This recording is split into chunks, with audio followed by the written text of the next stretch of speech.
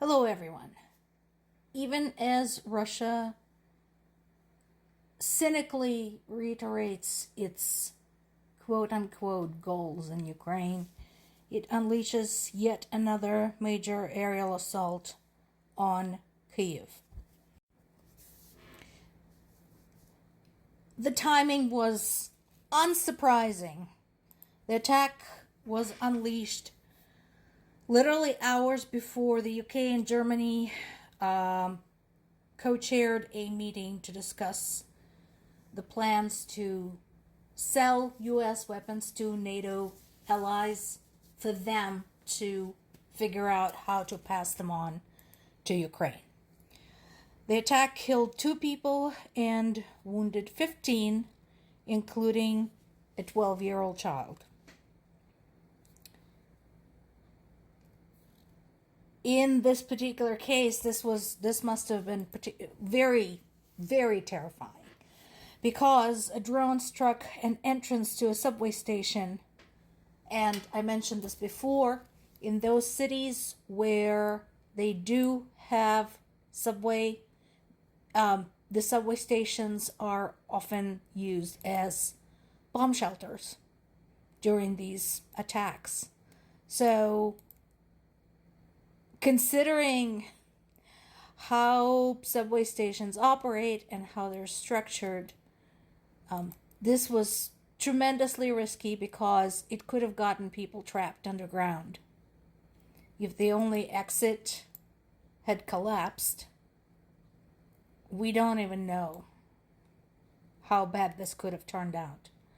And that's another thing I want to point out, is that I hope everybody appreciates the work that Ukrainian air defense is doing, because as horrific as this is, and I'm not trying to minimize how awful this is for people all over Ukraine, people like my parents who cannot sleep at night because they're being bombed.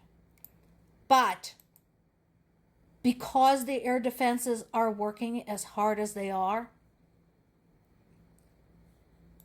it's nowhere near as bad as it could have been. Is it a tragedy that we have dead and wounded almost every day? Absolutely. Could there have been more? Absolutely. So Pete Hegseth attended this meeting, and I don't know what the point is. He doesn't exactly have an in-depth understanding of the situation in Ukraine. He was the one who delayed aid to Ukraine without any announcements, without any approvals, without basically any good reason. He falsely indicated that this was because U.S. weapons supplies were dwindling, which was a lie. So right now, one of the proposals is to accomplish the weapons transfer to Ukraine in 50 days, which is the same timeline Trump has given Russia to agree to some type of negotiations or ceasefire or something.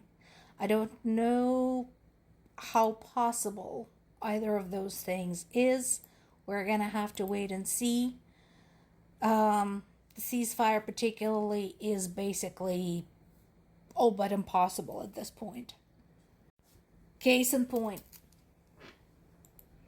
Russia has no interest in any type of negotiations.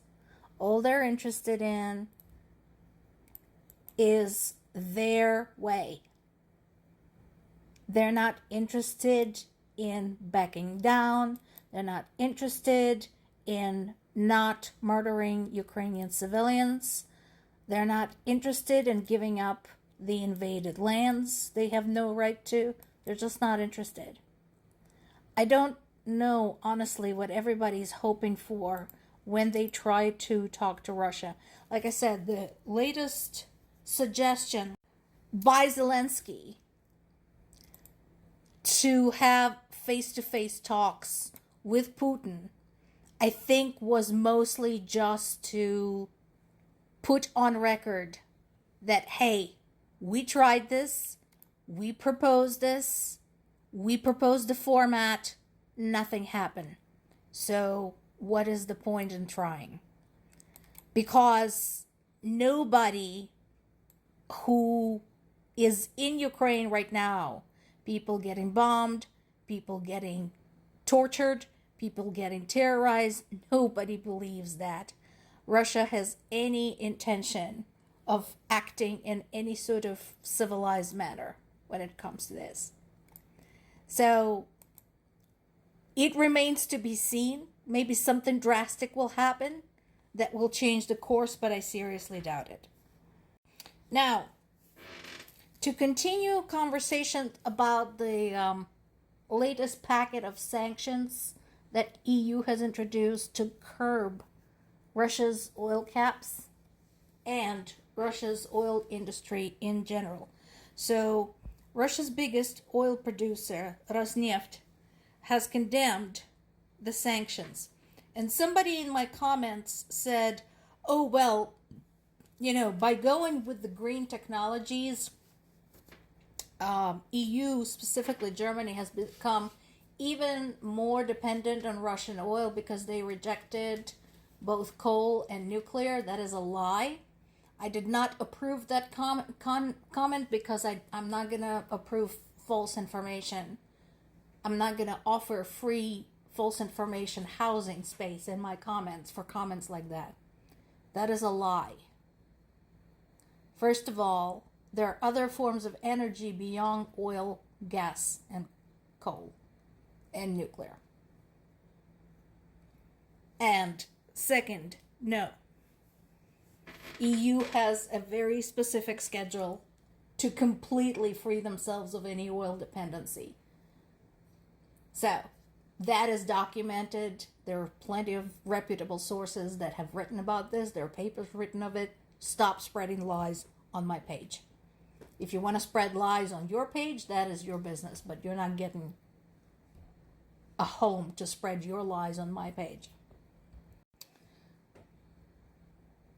In addition to attacks on Kyiv, there's been attacks on my home region of Zaporizhia.